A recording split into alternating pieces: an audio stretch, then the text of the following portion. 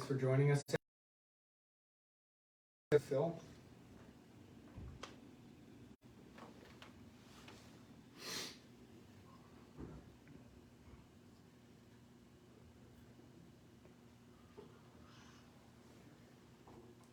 Ready when you are. Good evening, and thank you for attending from all around the world, all around Canada, all around Ontario, and all around Ottawa. This week, Justice McLean presided over residents. Our issues are with the federal government, in particular the Liberal Party of Canada, who have formed a government. That is who our issues are with. We have a legal right to be here as Canadian citizens. We are exercising that legal right to do so. Given the pressures to the city, I have been working I've been working very hard to work with the city officials to relieve some of the pressure on the city managers, the law enforcement, and the residents themselves. We have shoveled snow, we have cleaned garbage, we have fed the homeless, we have helped out in medical emergencies. We have done everything within our power to support the people of Ottawa and to find a way to get our message across while still remaining relevant and putting pressure where pressure is due on the federal government. We have no interest in federal politics. We have one mission, and that is to end the mandates and to stop this from happening again.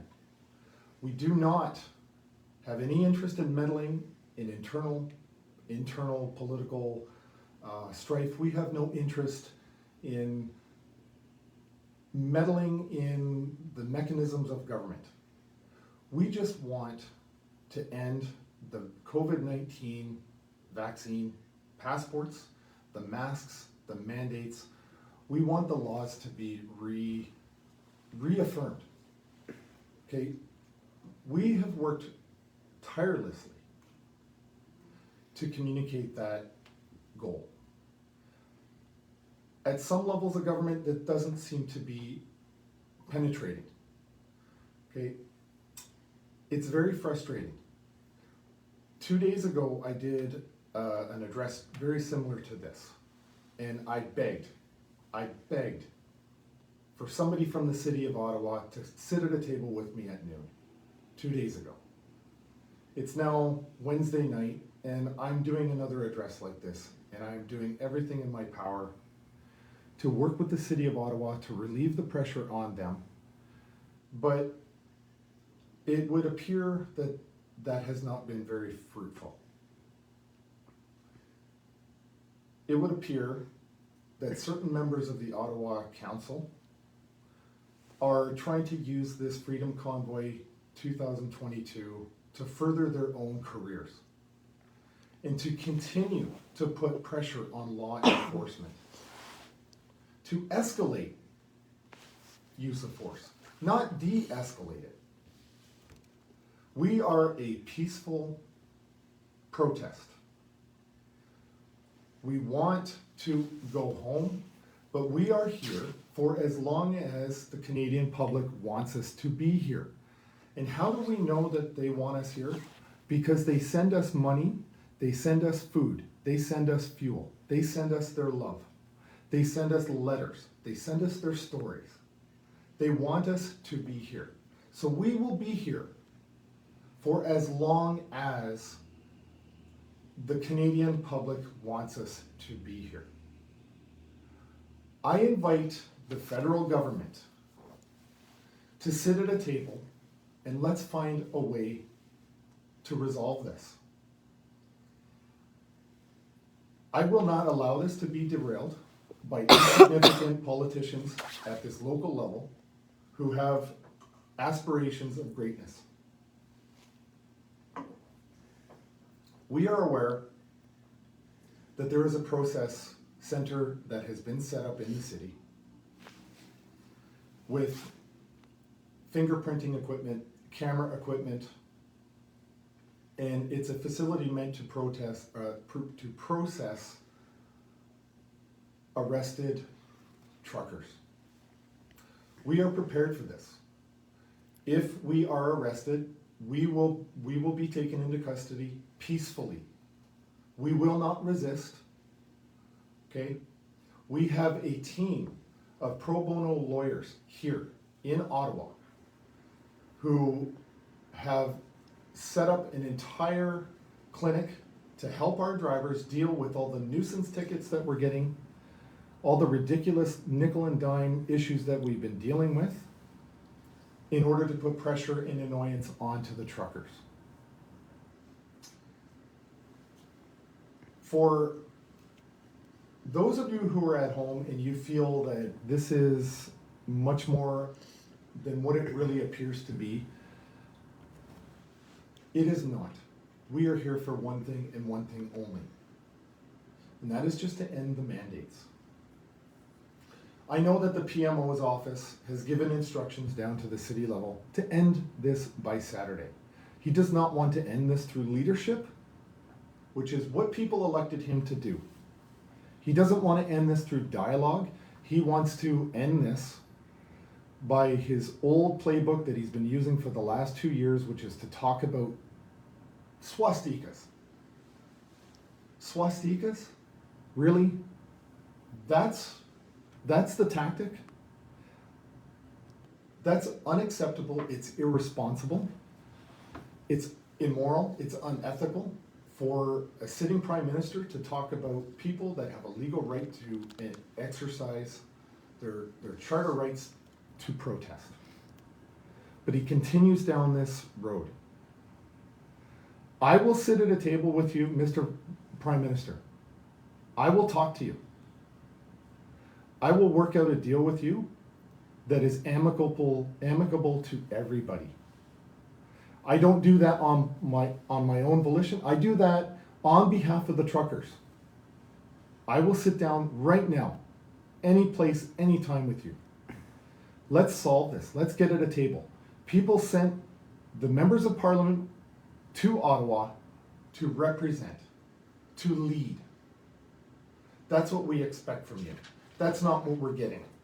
In exchange, what we're getting is the propensity to use tough talk and angle yourself, position yourself to a violent outcome.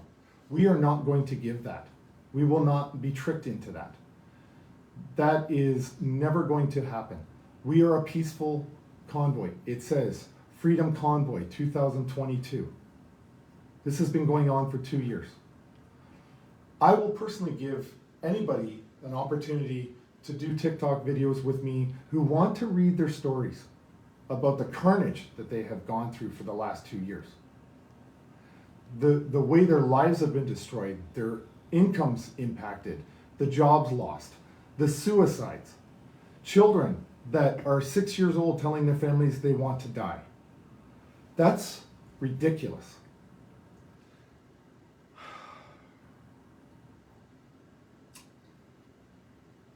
Justice McLean has told you loud and clear. He has reaffirmed you loud and clear. We have a right to be here, a right to be heard, a right to protest. That is what we are here to do. We are prepared to be arrested peacefully. We have legal representation already prepared. We know that the Canadian Armed Forces are doing their staff checks right now. We know other police forces all across Ontario are being asked to get involved. We also know that retired members of the military, active members of the military, retired members of all levels of law enforcement, active members of law enforcement want no part of this. They think it's morally wrong. It's not what they signed up for. This is ridiculous that this late in the game, I have to be making statements to the government of Canada to get them to sit at a table. I do not anticipate in any way that the Canadian forces would come here with aggressive vehicles, aggressive stance. So I'd like to put any of the discussion or rumor of that to rest now. I understand the Canadian Armed Forces. They will support law enforcement, and they know that they cannot be seen to be taking over from law enforcement. That is part of their mandate. They will not. I understand that. I understand that they'll take on a supporting role. That's fine. We are not afraid of members of the Canadian Armed Forces coming here. This is a peaceful protest. We have no fear here. We are prepared. We're highly motivated because we can't go home.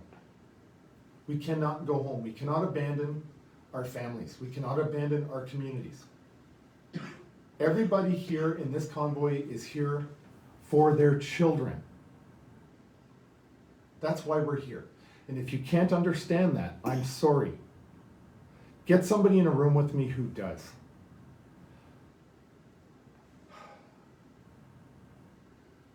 We are a peaceful protest. We want peace. We want the mandates to end.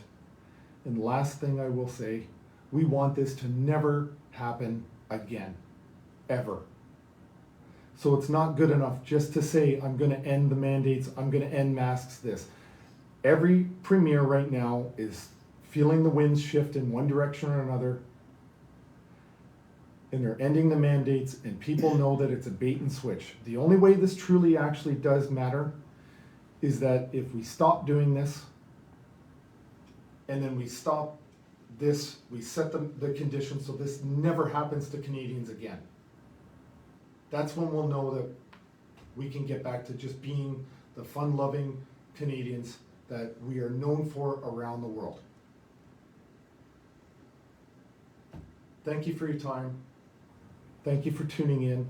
Thank you for all the support. Thank you for all the food, the fuel, the financial support to the truckers. Thank you for the letters. Keep doing videos. Keep reaching out. Keep sending your love. Pray for us to be resolved. Pray for us to make good decisions. If there are any questions, I'll take those now.